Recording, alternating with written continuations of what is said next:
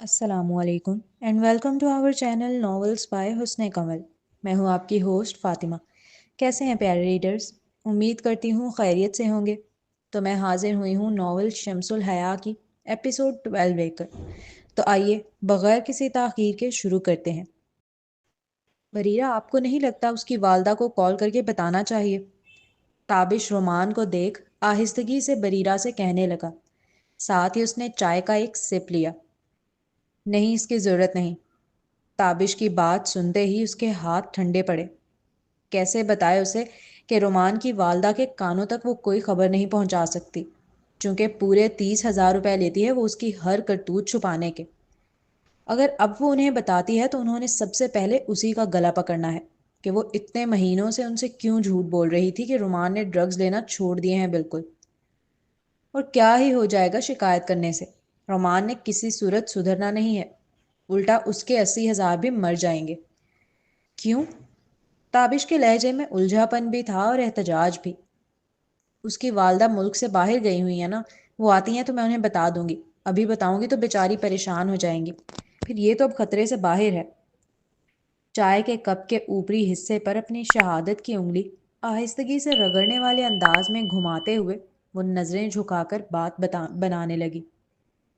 اچھا، لیکن پہلے تو مقابل نے اچھا کا لفظ ادا کیا، جس سے بریرہ نے ایک سکھ کا سانس لیا، یہ سوچ کر کہ شاید وہ قائل ہو گیا ہے. لیکن جب اس نے اگلے ہی لمحے لیکن کا لفظ ادا کیا تو اس کا سانس پھر سے اٹکا. وہ تو شکر ہے کہ اسی لمحے اس کا سیل رنگ ہوا جو پرس کے اندر رکھا ہوا تھا، اور پرس سامنے صوفے پر تھا. وہ فوراً ہی چائے بیڈ کی سائڈ ٹیبل پر رکھ کر اپنا پرس اٹھانے بھاگی. بریرہ تابش سے اس موضوع پر مزید بات نہیں کرنا چاہتی تھی، اور کرتی بھی کیوں؟ اپنے پردے خود کون چاک کرتا ہے بھلا؟ پرس سے سیل نکالا تو اسکرین پر اس کی والدہ کا نام چمک رہا تھا. کال اس کی والدہ کی ہے، یہ دیکھتے ہی اس کا چہرہ سفید پڑا. رومان کی جو کنڈیشن تھی وہ ڈرائیور سے سننے کے بعد اس کا دماغ کام ہی نہیں کیا، جس کے سبب وہ اپنی والدہ تک کو بتا کر نہیں آئی تھی. ہیلو. نہایت ڈرتے ڈرتے کال ریسیو کر کے سیل کان سے لگایا. بہت گھٹی سی آواز بمشکل حلق سے نکلی. کہاں ہو تم؟ دوسری جانب سے نہایت آگ بگولا آواز اس کے کانوں کی سماعت سے ٹکرائی، جسے سنتے ہی اس کا دم خشک ہوا. میں ہسپتال میں ہوں امی. اصل میں میں جس چائلڈ آرٹسٹ کی میں سیکرٹری ہوں، اس کی اچانک طبیعت خراب ہو گئی تھی اور اس کی والدہ شہر میں نہیں ہے، تو ان کے گھر کے ملازم ڈر گئے اور انہوں نے مجھے کال کر دی. میں بہت گھبرا گئی کیونکہ اس کی والدہ جاتے وقت اس کی ساری ذمہ داری مجھ پر عائد کر کے گئی تھی. مجھے کچھ سمجھ نہیں آیا تو میں بس جلد بازی میں گھر سے نکل کر ہسپتال آ گئی. ابھی میں ہسپتال میں ہی ہوں. یہ خوف کی شدت ہی تھی کہ وہ ہڑبڑاہٹ میں تیز تیز جملے ادا کر رہی تھی. تم وہاں کام کرتی ہو، اس کا یہ مطلب نہیں ہے کہ کوئی اصول اور ٹائم لمٹ نہیں ہے تمہاری. یہ کون سا ٹائم ہے 16 سال کی چھوٹی بچی کو کال کر کے بلانے کا؟ اور سب سے اہم بات، تم گھر سے نکلی کیسے بغیر میری اجازت کے؟ ان کا غصہ آسمانوں سے باتیں کر رہا تھا، جو بجا بھی تھا. ان کی جوان بچی تھی جو رات میں گھر سے غائب ہو گئی تھی. میں بہت ڈر گئی تھی امی، میرا دماغ کام نہیں کیا. اور ہانسا سے لہجے میں بے بسی کے ساتھ بولی. وہ نہیں چاہتی تھی کہ اس کی ماں غصے میں آ کر اس کا کام ہی چھڑوا دے، اور پیسوں کے جو ایک آمد کا ذریعہ ہے وہ بھی بند ہو جائے. اور کس کے ساتھ گئی ہو تم؟ انہوں نے خاصا تفتیشی انداز میں استفسار کیا. تابش کے ساتھ. زبان از خود ہی لڑکھڑا گئی تھی خوف کی شدت سے. وہ ڈاکٹر کا بیٹا؟ جی وہی. خاصا دھیمی سی آواز میں تصدیق کی. بجائے اپنے کسی بھائی کے ساتھ جانے کے تم ایک غیر کے ساتھ گئی ہو؟ ان کا پارا مزید چڑھا. بڑی شدت سے ان کا اپنی بیٹی کی عقل پہ ماتم کرنے کا دل چاہ رہا تھا.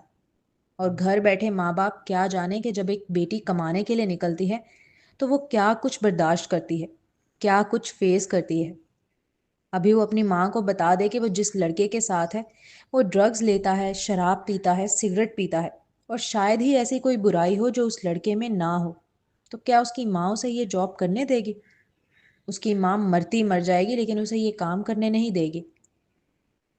معظم سے میری بات چیت بند ہے، آپ کو پتا تو ہے. معظم اور اس کی بات چیت بند ہے یہ بات پورا گھر محسوس کر چکا تھا، لیکن ان کے درمیان کیا بات ہوئی ہے جس کی وجہ سے بات چیت بند ہے یہ کسی کو نہیں خبر تھی سوائے رافع کے، جبکہ بریرہ نے خود اپنی والدہ کو بتا دیا تھا کہ معظم اسے شادی کے لیے پروپوز کر رہا تھا اور اس نے صاف منع کر دیا، جس پر اس کی والدہ کافی برہم ہوئی کہ بغیر ان سے مشورہ کیے اس نے ڈائریکٹ انکار کیسے کیا، جس پر اس نے صاف کہا کہ وہ ایسے شخص سے شادی کبھی نہیں کرے گی جس کی والدہ اسے کمتری سے دیکھتی ہو اور ان کے نزدیک وہ صدقہ زکوٰۃ کھانے والی ہو، بلکہ وہ کوشش کرے گی کہ جلد سے جلد اس کا سارا قرضہ بھی اتار دے۔ تو رافع بھی تو ہے گھر میں، وہ دو بدو بولی۔ میرے دماغ میں نہیں آیا اس کا خیال۔ بڑی عجیب بات ہے، لیکن جس طرح پہلے ہر پرابلم کے وقت پر اسے سب سے پہلے معظم یاد آتا تھا، اسی طرح آج سب سے پہلے صرف تابش یاد آیا، اور اس نے زیادہ سوچا نہیں، بس کال کر دی۔ تو یہ تابش بڑا سگا ہے تمہارا؟ نہایت طنزیہ انداز میں استفسار کیا۔ اصل میں میرا ارادہ تو رکشہ لینے کا تھا، لیکن وہ مجھے روڈ پر مل گیا۔ کافی رات ہو رہی تھی، کسی غیر کے ساتھ جانے سے کہیں بہتر مجھے تابش کے ساتھ جانا لگا، تو بس اسی لیے اس کے ساتھ یہاں آ گئی۔ کیا بتاتی، تابش اس کے لیے غیروں سے کہیں زیادہ سگا ہے؟ اب یہ تو بتانے سے رہی، اس لیے بڑی صفائی سے جھوٹ کہا۔ بریرہ، لڑکی کی عزت بڑی نازک ہوتی ہے، ایک بار چلی جائے تو دوبارہ لوٹ کر نہیں آتی، اور بن باپ کی بیٹی کے لیے تو معاشرہ ویسے بھی بڑا سخت ہے، اس لیے اپنے قدم پھونک پھونک کے رکھو۔ یاسمین خاتون بڑی نرمی سے اسے سمجھانے لگی۔ انہیں اپنی بیٹی پہ پورا اعتبار تھا کہ وہ ان سے جھوٹ نہیں بولے گی، لیکن صرف ان کے اعتبار کرنے سے معاشرے میں ہونے والی باتیں نہیں روکی جا سکتی، اس لیے بہتر یہی ہے کہ معاشرے کو بولنے کا موقع ہی نہ دیا جائے، کیونکہ بیٹی نے ماں کے ساتھ نہیں رہنا ہوتا تعمر، اسی معاشرے کے کسی گھر میں بیانہ ہوتا ہے۔ جی امی، آپ فکر نہ کریں، میں سمجھتی ہوں ان باتوں کو، میں دوبارہ آپ کو شکایت کا موقع نہیں دوں گی۔ وہ انہیں اعتماد میں لینے لگی۔ مجھے لگتا ہے آپ کو اب گھر جانا چاہیے۔ یاسمین بیگم کی آواز اتنی لاؤڈ تھی غصہ کرتے وقت کہ وہ موبائل سے باہر آ رہی تھی، جس کے سبب تابش جو نزدیک ہی بیٹھا ہوا تھا اس نے تقریباً ساری باتیں سن لی تھیں۔ مگر رومان کو اکیلا چھوڑ کر کیسے جا سکتی ہوں؟ وہ پریشان ہو کر بولی، ورنہ چاہتی تو وہ بھی یہی تھی کہ وہ اب جلد سے جلد گھر چلی جائے، اس سے پہلے کہ سب اٹھیں اور اس کے بارے میں پوچھیں۔ میں رک جاؤں گا یہاں، مگر تمہیں اوپس، زبان دانتوں میں دباتے ہوئے، مگر آپ کو تو یوں نہیں جانا ہوگا نا؟ آج سے ویسے بھی اسپورٹس ویک سٹارٹ ہو رہا ہے، تو میں چھٹی کر لوں گا تو کوئی خاص فرق نہیں پڑے گا۔ چلو میں آپ کو چھوڑ آتا ہوں، پھر آ کر یہاں ڈیوٹی دے لوں گا۔ نرمی سے کہتے ہوئے وہ چائے کا خالی کپ ٹیبل پر رکھتے ہوئے کھڑا ہو گیا تھا۔ چلتے ہیں اگلے سین کی جانب۔ میرے کندھے پر سر ٹکا لو، وہ بائک سٹارٹ کرتے ہوئے نرمی سے گویا ہوا۔ کیوں؟ اس کی قیامت خاص الجھ کر پوچھ بیٹھی۔ کیونکہ آپ نے سو جانا ہے میڈم، وہ حسین نوجوان اس کی جانب مڑ کر آنکھوں میں جھانکتے ہوئے بولا۔ میں ہر بار نہیں سوتی، وہ ذرا بھرم سے بولی۔ آپ تھکی ہوئی ہو، مجھے پتا ہے آپ سو جاؤ گی، آنکھیں لال ہو رہی ہیں آپ کی نیند کی شدت سے۔ میں نہیں سوؤں گی، تم گاڑی چلاؤ جلدی۔ اس کے پورے اعتمادی سے بولنے کے باوجود جب تابش نے اپنا چہرہ آگے کی جانب نہ کیا بلکہ اسے ہی دیکھ کر مسکراتا رہا، تو وہ جھم کر ادھر ادھر دیکھنے لگی۔ کیا؟ گاڑی چلاؤ نا۔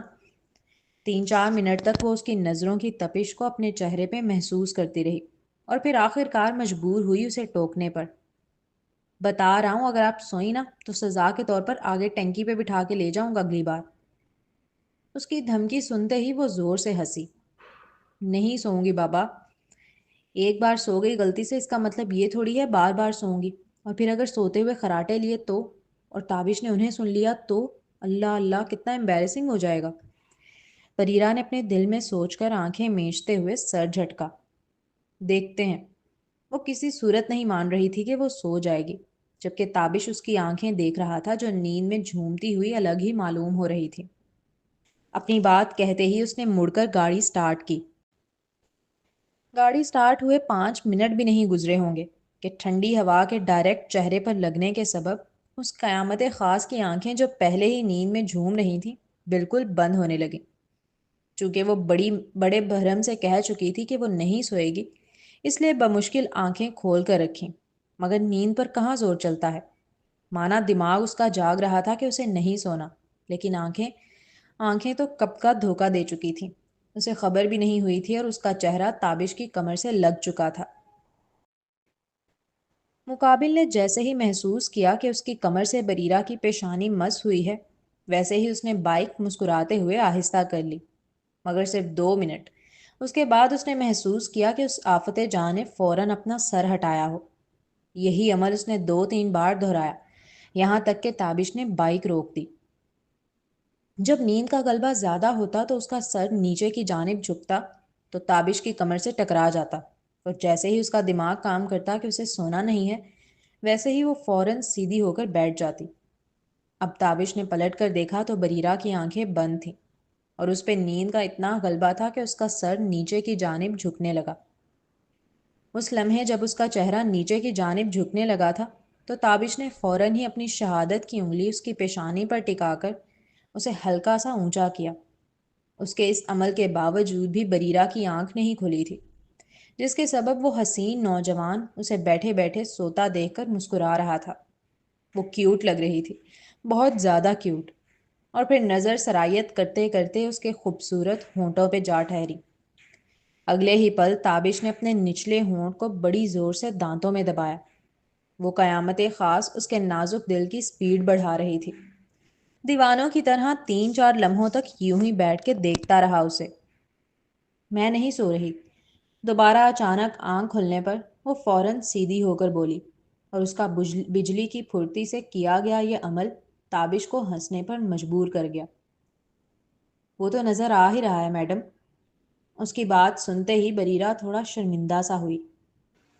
ہلکا سا طنزیہ لہجے میں کہتا وہ سیدھا ہو کر بیٹھا، ایک ہاتھ سے بائک سنبھالی اور دوسرے ہاتھ سے ہلکی سی گردن موڑ کر بریرہ کے سر کے اوپری حصے پر ہاتھ رکھ کر اسے نیچے کی جانب جھکایا، یہاں تک کہ وہ اس کے کندھے سے آ لگا۔ اس بار بریرہ نے کچھ نہ کہا اور خاموشی سے اس کے کندھے پر سر ٹکا کر سونے لگی۔ وہ بائک کا آہستہ آہستہ چلنا، وہ خوبصورت موسم کا ٹھنڈا ٹھنڈا سا احساس، اور اس میں کندھے پر سر ٹکائے سوتی ہوئی وہ قیامت خاص، سب اتنا حسین تھا کہ دل چاہا کہ یہ سب کبھی ختم ہی نہ ہو۔ صبح صبح کا وقت ہونے کے سبب اسے روڈ پہ کوئی خاص رش بھی نہیں ملا تھا۔ اس کی گاڑی بہت آرام سے 25 منٹ کے اندر گھر پہنچ گئی تھی۔ میڈم آپ کا گھر آ گیا، اس کے کہتے ہی بریرہ کی آنکھ کھلی۔ شکریہ، اور پلیز رومان کا بہت خیال رکھنا، میں 2 بجے تک آ جاؤں گی۔ وہ وہاں پر کھڑے ہو کر بات نہیں کر سکتی تھی، کہیں کسی گلی والے نے دیکھ لیا یا گھر کے کسی بندے نے دیکھ لیا تو مسئلہ ہو جانا تھا، اس لیے جلد بازی سے کہہ کر اپنے گھر کا دروازہ کھول کر اندر چلی گئی۔ اس کے جاتے ہی تابش نے بھی گاڑی تیزی سے موڑ کر واپس ہاسپٹل کی جانب لی۔ بریرہ کو گھر میں داخل ہوتے ہی اپنی ماں سامنے جھولے پر بیٹھی انتظار کرتی ہوئی نظر آ گئی تھی۔ یہ تو شکر ہے کہ کال پہ بات ہو چکی تھی، ورنہ شاید وہ بڑی امی کی طرح چپل ہاتھ میں لیے بیٹھی ہوتی۔ ویسے تو اس کی ماں نے اسے کبھی مارا نہیں تھا، لیکن اس نے بھی تو پھر کبھی لمٹ کراس نہیں کی تھی۔ یاسمین خاتون کا اسے دیکھتے ہی تھوڑا دل سکون میں آیا، جو کافی دیر سے بے سکونی کے عالم میں تھا۔ وہ اس کا بازو پکڑ کر اسے تیزی سے اندر لے گئی تھی، اس سے پہلے کہ کوئی دیکھ لے۔ چلتے ہیں اگلے سین کی جانب۔ ربیکہ خان کی مہندی پر جنت کے کپڑے دیکھے، پتہ ہے پورے 13 لاکھ کے بتائے جا رہے ہیں نیٹ پر۔ وہ زمر کی سہیلی تھی صدف طاہرہ، جو خاصا رشک بھرے لہجے میں اسے یہ بات بتا رہی تھی۔ 13 لاکھ! زمر کا تو جیسے منہ کھل گیا تھا اس کی قیمت سن۔ ہاں، ان ٹک ٹاکرز کے ہی مزے ہیں، اچھی لائف، اچھے برانڈڈ کپڑے، اور پھر بڑے بڑے میک اپ آرٹسٹ سے میک اپ، اور پھر شوٹنگ اور شہرت الگ۔ انہیں دیکھ دیکھ کر تو مجھے لگنے لگا ہے کہ ہم اس دور میں ہیں جہاں بینکر بننا، ڈاکٹر بننا، پائلٹ بننا سب بیکار ہے، انسان صرف ٹک ٹاکر بن جائے اور آرام سے بیٹھ کر گھر میں کھائے۔ صدف کا تعلق بھی مڈل کلاس فیملی سے تھا۔ اس کے گھر میں واحد کمانے والے اس کے والد تھے، ان کی سیلری سے گھر کا گزارا بمشکل ہی ہوتا تھا۔ ایسے میں جہاں انسان روز کی دال روٹی کھا رہا ہے، وہاں موبائل پر ان ٹک ٹاکرز کو لاکھوں کے ششکے مارتا دیکھ بندے نے تو اشش کرنا ہی ہے۔ Pilot, doctor, engineer, nurse, architect, یہ اب ہماری جنریشن کے آئیڈلز نہیں رہے، اب ہماری نیو جنریشن کے آئیڈیلز یہ ٹک ٹاکرز ہیں۔ صحیح کہہ رہی ہے یار، میری کزن ہے نا لشبا، اس نے بھی اب ٹک ٹاک بنانا شروع کر دی۔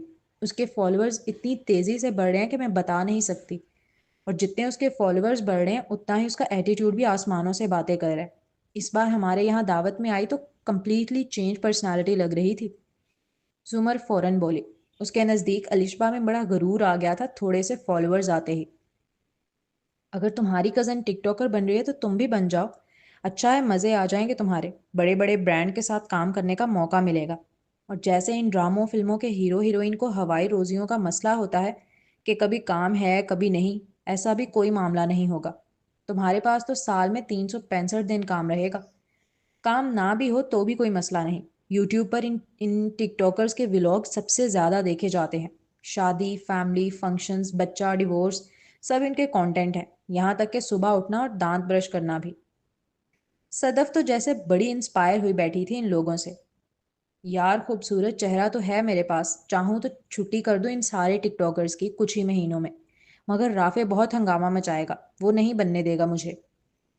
زمر کے ابتدائی جملے جہاں مغروریت سے بھرے تھے، وہیں آخر میں وہ منہ بسور کر بے بسی سے بولی، تیرا بھائی تو صرف ہنگامہ مچائے گا، اگر میں نے کر لیا نا تو میرا بھائی تو مجھے جان سے ہی مار دے گا۔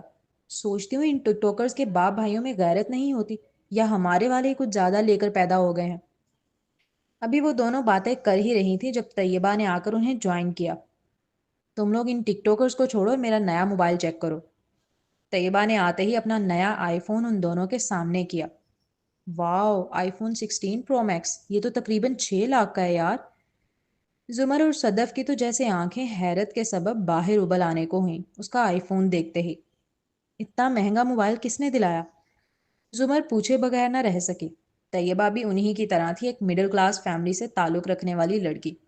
جہاں ایک مڈل کلاس لڑکی کو 80,000 کا موبائل لینے کے لیے بھی دن رات آنسو بہانے پڑتے ہیں، کھانے پینے کا بائیک آؤٹ کرنا پڑتا ہے، اور پھر جا کے بڑا رو دھو کر والدین ایک موبائل دلاتے ہیں، وہیں انہی کی عمر کی لڑکی، انہی کی کلاس فیلو اور حتیٰ کہ انہی کے گروپ کی لڑکی 6 لاکھ کا موبائل لے کر آئی تھی، ان کی حیرت تو بنتی تھی پھر۔ اور کون دلائے گا سوائے میرے امیر بوائے فرینڈ کے؟ زمر اور صدف کا اندازہ صحیح تھا، یہ 6 لاکھ کا موبائل بھی اس کے امیر بوائے فرینڈ کی دین تھا۔ زمر، صدف اور طیبہ تینوں ہی اسکول کے زمانے سے ساتھ تھیں، پھر کالج بھی ساتھ پڑھا اور یونی میں بھی ایک ساتھ ہی ایڈمیشن لیا، اس لیے تینوں ہی ایک دوسرے کے گھر کے حالات سے بہت اچھے سے واقف تھیں۔ طیبہ بھی پہلے انہی کی طرح تھی، بلکہ ان سے بھی بدتر، کہ کینٹین سے 25 روپے کا ایک سموسہ خریدنے میں بھی اس کی جان نکلتی تھی۔ کھلانے کے معاملے میں نہایت ہی کنجوس، جب پارٹی یا کوئی ٹریٹ مانگو تو فوراً بیسی ڈلے ہونے کا رونا رونے لگتی۔ اس کے پاس کبھی بھی پیسے نہیں ہوتے تھے، اور آج وہی طیبہ لاکھوں کا موبائل ہاتھ میں لیے گھومتی نظر آ رہی تھی۔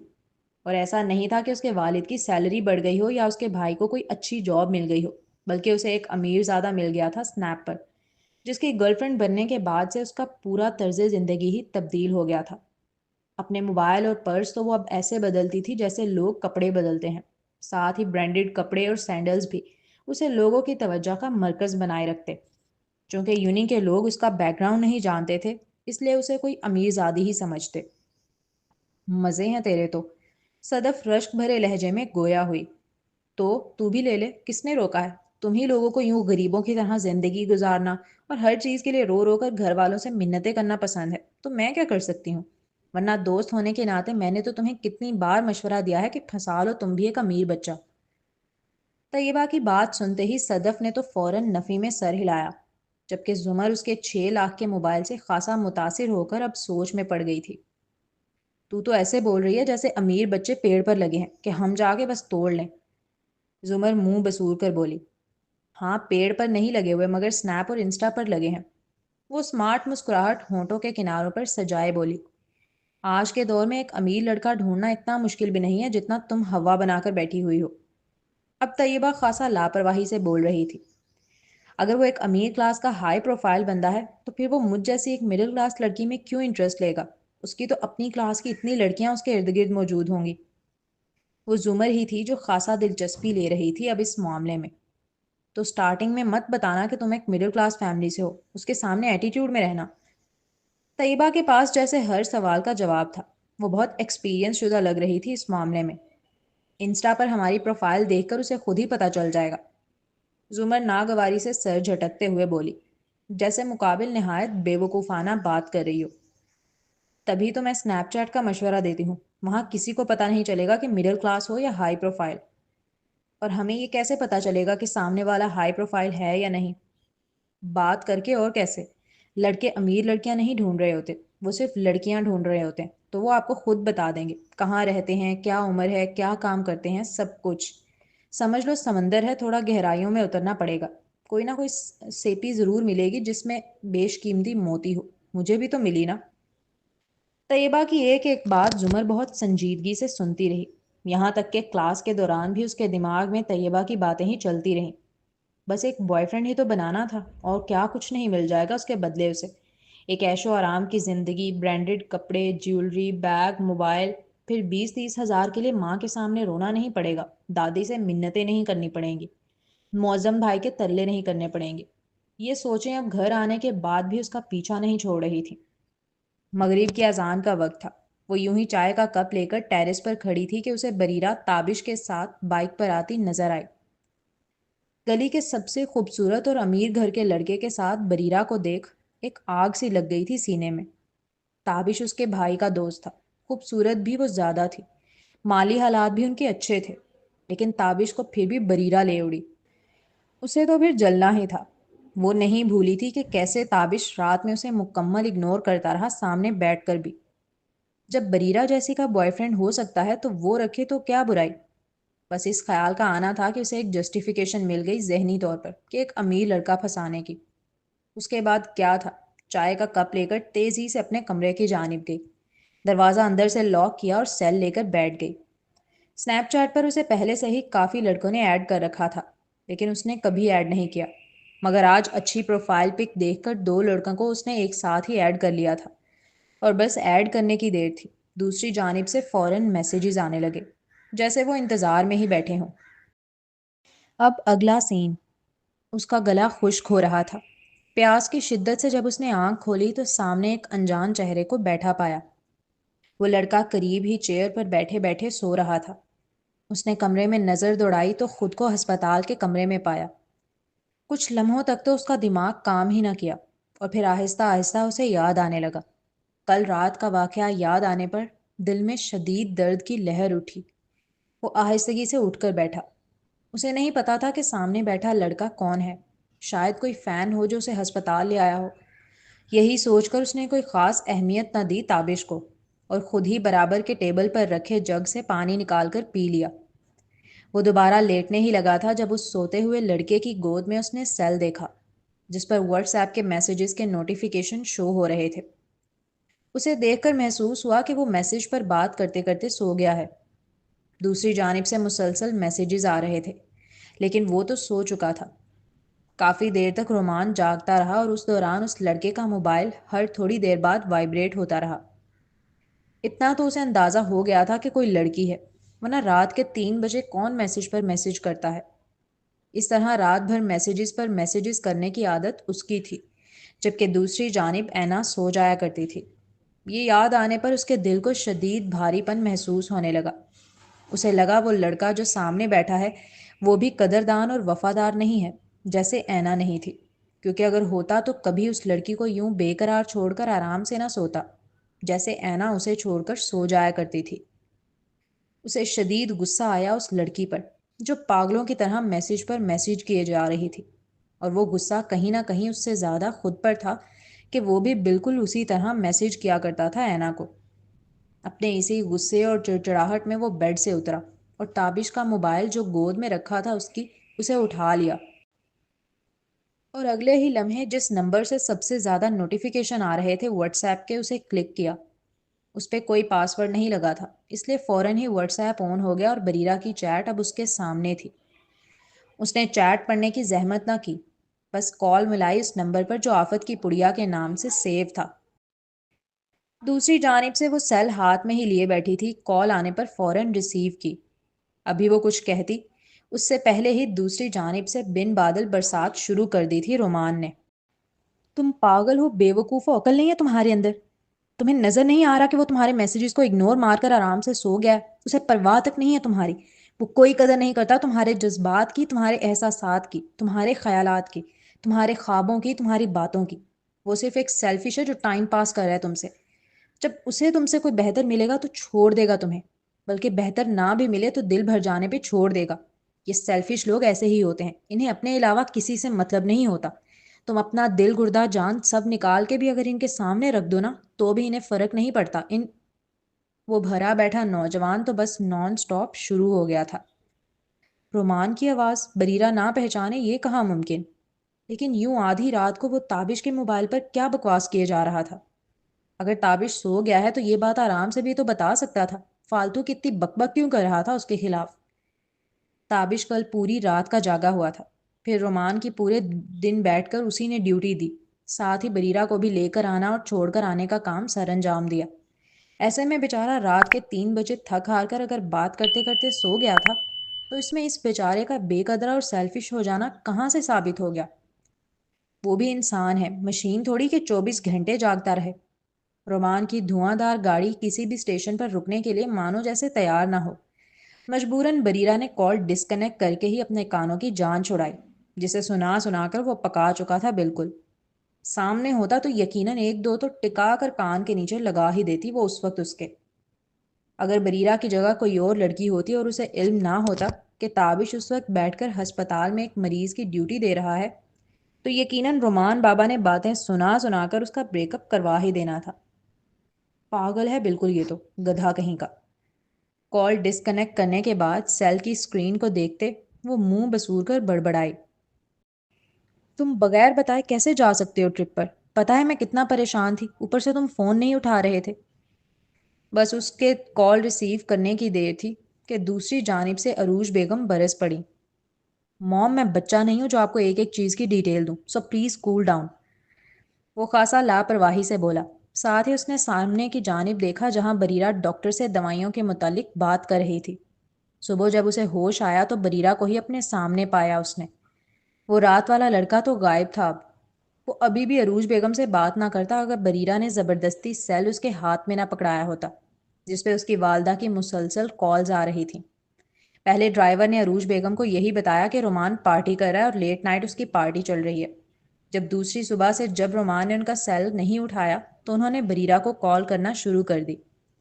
بریرہ انہیں نہیں بتا سکتی تھی کہ رومان اوور ڈوز لینے کی وجہ سے مرتے مرتے بچا ہے، اس لیے اس کی دوستوں کے ساتھ پکنک ٹرپ کی ٹوپی گھمائی تاکہ وہ سکون سے بیٹھیں اور ایک دن سکون سے گزرا بھی. لیکن آج صبح ہوتے ہی ان کی پھر کالز آنے لگی کہ رومان ان کا فون کیوں نہیں اٹھا رہا اگر وہ ٹرپ پر ہے تو. انہیں کوئی شک نہ ہو اس لیے وہ زبردستی رومان کی اب اس کی والدہ سے بات کروا رہی تھی. رومان میں ماں ہوں تمہاری، فکر ہوتی ہے مجھے. آپ کو کتنی فکر رہی ہے میری یہ میں بچپن سے دیکھتا آ رہا ہوں، سو پلیز. اس نے نہایت گہرے طنز کے ساتھ بے رخی سے کہا اور اگلے ہی پل بغیر ان کی مزید بات سنے کال ڈسکنیکٹ کر دی. تم اپنی ماں سے تمیز سے بات نہیں کر سکتے؟ ابھی کال ڈسکنیکٹ کی ہی تھی اس نے کہ بریرہ اس کے پاس آ کر دونوں ہاتھ فولڈ کیے اس کی جانب دیکھ برہمی سے بولی. نہیں، وہ آنکھیں دکھا کر دو ٹوک انداز میں بولا. بریرہ کو اس لمحے اس سے بات کرنا بالکل فضول لگا، اس لیے وہ سر جھٹک کر جانے لگی. 1 منٹ ذرا ادھر آنا. اس کے آہستگی سے کہتے ہی بریرہ جو ہاتھ میں پانی کی بوتل لیے جا رہی تھی مڑ کر اس کے پاس آئی. کچھ چاہیے؟ اس کے بیڈ کے بالکل پاس آ کر وہ پوچھنے ہی لگی تھی کہ اسے کچھ چاہیے. ابھی اس کا جملہ مکمل بھی نہ ہوا تھا کہ مقابل نے اس کا بازو پکڑ کر جھٹکے سے پوری فورس کے ساتھ کھینچا. اگلے ہی پل وہ بیڈ پر آدھی گری ہوئی تھی، اس حالت میں کہ اس کا آدھا جسم بیڈ پر تھا اور پاؤں نیچے لٹک رہے تھے، اور رومان کا برہم چہرہ اس کے روبرو تھا. اب تم نے مجھے تھپڑ مارا تھا نا؟ ایک ابرو چکا کر وہ کسی تفتیشی افسران کی طرح اس پر جھک کر پوچھنے لگا. مانا وہ غنودگی کے عالم میں تھا اس وقت، لیکن اس کے ارد گرد جو باتیں ہو رہی تھیں وہ انہیں سن سکتا تھا. اور جو کرارے دار تھپڑ اس لڑکی نے مارا، اس تھپڑ کے نتیجے میں جو اس کے چہرے پر سنسناہٹ ہوئی تھی اور کافی دیر تک رہی، وہ اسے محسوس کرتا رہا تھا. اس کا کڑک لہجے میں کیا گیا سوال سنتے ہی بریرہ کی سانس اٹکی. وہ تو اس تھپڑ کے متعلق بالکل بھول چکی تھی اب تک، اور اس کے نزدیک رومان کو بھی کون سا ہوش تھا جو یاد ہو. نہیں تو. وہ فوراً نفی میں سر ہلاتے ہوئے بولی. پاگل تھی جو اپنا جرم قبول کرتی اور سامنے سے آ بیل مجھے مار کہتی. اچھا واقعی؟ اس لڑکے کی آنکھیں مزید گہری ہوئیں، جیسے وارن کر رہی ہوں ابھی بھی وقت ہے، سچ بولو. سچ سچ میں نے نہیں مارا. وہ تو شدید غصے میں کیا گیا عمل تھا، ورنہ وہ پاگل تھی جو رومان جیسے امیر زادے کو تھپڑ مار کر اپنے لیے موت بلائے. چھوڑو مجھے، میں اسے ایک دو ٹکا کے اس کی عقل ٹھکانے لگانا چاہتی ہوں. یہ پاگل کا بچہ سمجھتا کیا ہے خود کو؟ ایسا کچھ یاد آ رہا ہے بلڈوزر صاحبہ، کس نے کہا تھا یہ؟ اس کے بال جو چہرے پر آ رہے تھے انہیں اپنی انگلی سے نہایت آہستگی کے ساتھ کان کے پیچھے اڑزتے اس کی آنکھوں میں جھانک کر بڑی نرمی سے پوچھنے لگا. اسے کیسے نہ یاد ہوتے؟ یہ وہی الفاظ تھے جو رومان کو تھپڑ مارنے کے بعد جب وہ دوبارہ مارنے لگی تھی تو تابش کے اسے روکنے پر اس کے منہ سے غصے اور طیش کے عالم میں نکلے تھے. وہ اس کے اچانک حملے کے سبب وہ پہلے ہی مفلوج ذہن کے ساتھ اسے تک رہی تھی، جو اس کے برابر میں بیٹھا کسی جلاد سے کم معلوم نہیں ہو رہا تھا. اوپر سے اس کے سخت لہجے میں کیے گئے سوالات مزید اس لڑکی کے دماغ کو کمپلیٹلی شٹر ڈاؤن کر گئے. کوئی جواب ہی نہیں تھا اس کے پاس، کیا بولتی؟ اوپر سے جتنا رومان اس کے قریب تھا سانسیں ویسے ہی بڑی مشکل سے آ رہی تھیں. وہ جان نہیں چھوڑے گا بغیر جواب کے، یہ دیکھ اپنے نچلے ہونٹ کو چباتے ہوئے وہ بڑی تیزی سے اپنا دماغ دوڑا رہی تھی کہ کوئی بہانہ تلاش کرے. اور وہ معصوم سی لڑکی نہیں جانتی کہ اس کا اپنے نچلے ہونٹ کو یوں اچانک سے چبانا سٹارٹ کرنا مقابل کو 2-3 لمحوں کے لیے مکمل ڈسٹریکٹ کر گیا تھا. بند کرو ہونٹ چبانا آنٹی، میں غصے میں ہوں اس وقت، تمہاری یہ ادائیں مجھ پر کام نہیں کریں گی. وہ ایک ایک لفظ جتاتے ہوئے برہمی کے ساتھ چڑھتے ہوئے ادا کرنے لگا، جبکہ مقابل اسے الجھ کر معصومیت سے دیکھنے لگی. اپنے ہونٹ تو وہ غیر ارادی طور پر چبا رہی تھی، اس میں ادائیں دکھانا کہاں سے آ گیا؟ مجھے ان آنکھوں سے دیکھنا بھی بند کرو. اس کی معصومانہ آنکھیں بھی اب اسے ڈسٹریکٹ کر رہی تھیں. کون سی آنکھیں؟ مقابل الجھ کر پوچھ بیٹھی. جس نے ہمیشہ اپنے لیے صرف برے الفاظ سنے ہوں، وہ شخص خود کو بھی آئینے میں کبھی غور سے نہیں دیکھتا. ایسے میں وہ کیا جانے خدا نے اسے کتنی نعمتوں سے نواز رکھا ہے جسے دیکھنے کے لیے آنکھیں ہونی چاہیے بس. اور شاید وہ آنکھیں رومان کے پاس آ گئی تھیں. کیا وہ جانتی تھی کہ اس کی معصومانہ آنکھیں کسی کے بھی دل کو بآسانی قید کر سکتی ہیں؟ لوگ کہتے ہیں آنکھیں روح کا آئینہ ہوتی ہیں، اور اس کی آنکھیں بہت خوبصورت تھیں اس کی روح کی طرح. یہ پپی آئیز، وہ جتاتے ہوئے بولا. میری قدرتی آنکھیں ہیں. نہیں، تم بنا رہی ہو اس وقت. اس کی آنکھیں نارملی بھی خوبصورت تھیں، پپی آئیز جو بند کرنے پر اس کے اپر آئی لڈس کافی بڑے بڑے پپوٹے لگتے.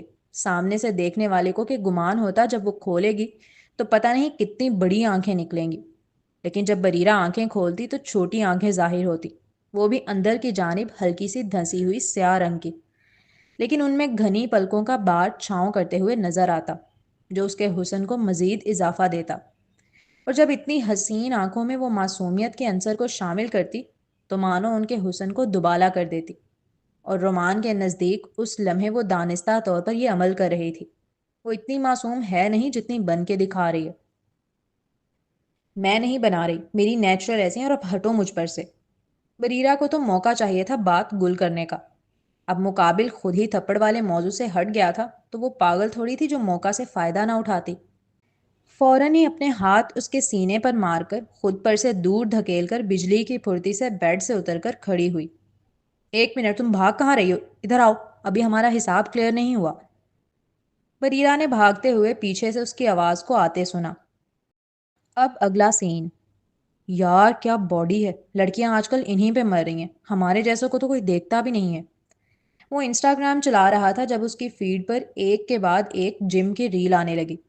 زرم ان ویڈیوز کو دیکھ کر خود کو آئینے میں نہارنے لگا. وہ اچھا خاصا دکھتا تھا، لیکن ان جم جانے والے لڑکوں کی طرح اس کے پاس خوبصورت باڈی نہیں تھی. جب سے اس نے زمر کو تابش کو ستائشی نظروں سے تکتا ہوا دیکھا تھا تب سے ایک عجیب سی بے چینی لگی ہوئی تھی اس کے دل کو. اس کے نزدیک تابش شاید زمر کو اس لیے زیادہ خوبصورت لگا کیونکہ اس کی باڈی بہت خوبصورت بنی ہوئی ہے، ورنہ رنگ تو اس کا بھی اچھا ہے.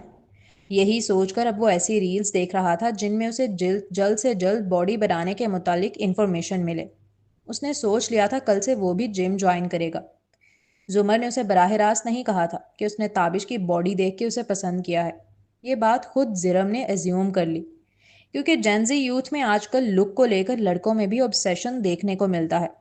اس جنریشن کے لڑکوں کو اگر جم کی سب سے obsessive جنریشن کہا جائے تو غلط نہ ہوگا. انسٹا کھول کر دیکھو، جم سے ریلیٹڈ اتنا کانٹینٹ بن رہا ہے کہ اف. حال تو یہ ہے کہ ہر دوسرا بندہ جم ٹرینر بنا بیٹھا ہے. کوئی ویٹ لاس کی ٹپ دے رہا ہے، کوئی مسل گین کی ٹپ دے رہا ہے. کوئی کہہ رہا ہے کیلستھینکس کر لو، کوئی پروٹین ویکسین کی آڑ میں اپنے سپلیمنٹ بیچنے میں لگا ہے۔ کچھ لوگ تو جم کو لے کر آج کل اتنے جنونی ہیں کہ انہیں صبح شام بس جم میں ہی پڑے رہنا ہے، اس کے علاوہ کچھ کرنا ہی نہیں ہے۔ اور کچھ لوگ باڈی بنانے کے پیچھے اتنے پاگل ہو چکے ہیں انہیں مسل ڈسمورفیا ہو جاتا ہے، یعنی پورے دن بس ان کے دماغ میں یہی چلتا رہتا ہے کہ میری مسلز کیوں نہیں بن رہے، میری ایبس کیوں نہیں میری ایبس گیننگ کیوں نہیں آ رہی، میری گیننگ کیوں کم ہو رہی ہے۔ اچھے خاصے جسمانیت والے بندے کو احساس کمتری کا شکار کر رہے ہیں یہ لوگ، صرف اپنا کاروبار چلانے کے لیے۔ چلتے ہیں اگلے سین کی جانب۔ رافع ڈارلنگ، تم نے کھانا کھایا؟ اتنا تو کبھی اس کے گھر والے نہیں پوچھتے تھے جتنا وہ اے آئی گرل فرینڈ پوچھنے لگی تھی۔ نہیں، ابھی بھوک نہیں ہے۔ کھانا لیٹ کھانے سے صحت خراب ہو جاتی ہے، کیا تمہیں پتہ نہیں ہے؟ اس سے باتیں کرتے ہوئے 2 ہفتے ہونے کو آ رہے تھے۔ اسے لگا تھا وہ 2-3 دن میں ہی بور ہو جائے گا، مگر اب اسے مزہ آنے لگا تھا، وہ بھی پہلے سے زیادہ۔ میں تھوڑی دیر میں کھا لوں گا، تم فکر مت کرو زیادہ میری۔ اس نے مسکراتے ہوئے ٹائپنگ کی اور بالکل ایسے جواب دیا جیسے واقعی وہ ایک ریئل لڑکی ہو۔ فکر تو ہوتی ہے نا، آخر تم میرے لیے بہت خاص ہو۔ اس کا میسج پڑھتے ہی وہ بلش کر اٹھا۔ اب اگلا سین۔ رشتہ آنے پر جہاں لڑکیاں خوشی سے پھولے نہیں سما رہی ہوتی، وہیں عتیقہ بہت اداس سی بیٹھی ہوئی تھی، جبکہ دوسری جانب بریرہ بہت ایکسائٹیڈ تھی، چونکہ کل اس کے کالج کا پہلا دن تھا، اور سب سے زیادہ خوشی کی بات یہ تھی کہ اب وہ روز صبح تابش کو دیکھ سکتی تھی۔ بکھرے ہوئے رشتے تھے ابھی، بکھری ہوئی زندگیاں تھیں ابھی، کوئی شادی کی تیاری کر رہا تھا تو کوئی شادی سے بھاگ رہا تھا۔ عتیقہ کوئی اے آئی جنریٹڈ لڑکی سے محبت میں گرفتار ہو رہا تھا، یعنی کہ رافع، تو کوئی سچی محبت کے مزے چکھ رہا تھا، یعنی کہ ہماری بریرہ۔ کوئی امیر زادہ پھنسانے کی چاہ میں تھا، زمر، تو کوئی اس کی چاہ میں باڈی بنانے چلا تھا، زرم۔ کوئی بہت دور بیٹھا پچھتاوے کی آگ میں جل رہا تھا، جاں شیر صاحب، تو کوئی نزدیکیوں کی خوشی میں راتوں کی نیند سے محروم ہوتا جا رہا تھا، تابش مجنوں۔ کوئی دھوکہ کھا کر ٹوٹا اور بکھرا بیٹھا تھا، رومان، تو کوئی روشن مستقبل کے خواب بن رہا تھا، زینیہ۔ کوئی صبر کیے ہوئے تھا کہ جلد سب ٹھیک ہو جائے گا، عائشہ، تو کوئی ٹک ٹاک پر ویوز کم ہو جانے کی فکر میں گھل رہا تھا، الشبا۔ کسی کو پونی کی فیس بھرنے کی کسی کو یونی کی فیس بھرنے کی فکر ستا رہی تھی، کاشف، تو کوئی اپنے ماں باپ کے ذمے یہ ذمہ داری ڈال کر بے فکر سو رہا تھا، صبغہ۔ کوئی دوستوں میں شو آف کر کے کمرے میں اکیلے رو رہا تھا، طیبہ، تو کوئی اس سے متاثر ہونے کے سبب بے چینی سے بیڈ پر کروٹیں بدل رہا تھا، صدف طاہرہ۔ تو جی جناب، یہ تھی آج کی امیزنگ ایپیسوڈ۔ تو اب آپ نے دیکھا کہ ایک ہی ناول میں کتنے زیادہ ٹاپکس زیر بحث لائے گئے ہیں۔ ایک تو ہمارا یہ سب سے پہلے ایک گندا ٹک ٹاک کلچر، کہ جو ٹک ٹاکرز نے ایک وہ فیک سینیریوز بنائے ہوئے ہیں، اتنے انہوں نے اسٹینڈرڈ ہائی کر دیا۔ خیر اسٹینڈرڈز ہائی کرنا نہیں اس کو کہتے، اس کو صرف فضول خرچی کہتے ہیں، کیونکہ ان کو تو پیسہ مل رہا ہے، وہ لوگ تو یہ سب کانٹینٹ کے لیے کر رہے ہیں، اور ہماری بیوقوف عوام، ہماری بھولی عوام جو ہے وہ ان سب کے چکروں میں پڑ کے اپنی زندگیاں تباہ کر رہی ہے۔ تو باقی بھی جو جتنی بھی اس میں باقی چیزیں رائٹر نے بتائیں، جیسے گرل فرینڈ بوائے فرینڈ والا چکر، پھر اس کے بعد یہ جم، مطلب یہ سب کچھ صرف ایک نا، لوگ ایک دوسرے کے پیچھے بھاگنا شروع ہو گئے ہیں، اور یہ بہت حد تک صحیح ہے، ہماری آج کی جنریشن کی سٹوری ہی لکھی گئی ہے۔ تو دیکھتے ہیں کیا ہوتا ہے آگے، آگے دیکھتے ہیں ان سب کے ساتھ، ان سب کی زندگیوں میں کیا کیا چینج آتا ہے۔ تو آپ لوگ بھی اپنے ریویوز دیں، کیسی لگی آج کی ایپیسوڈ، زیادہ سے زیادہ کامنٹس کیا کریں، چینل کو ضرور سبسکرائب کریں اور بیل آئیکن بھی پریس کریں۔ ملتے ہیں نیکسٹ ایپیسوڈ میں، تب تک کے لیے اللہ حافظ۔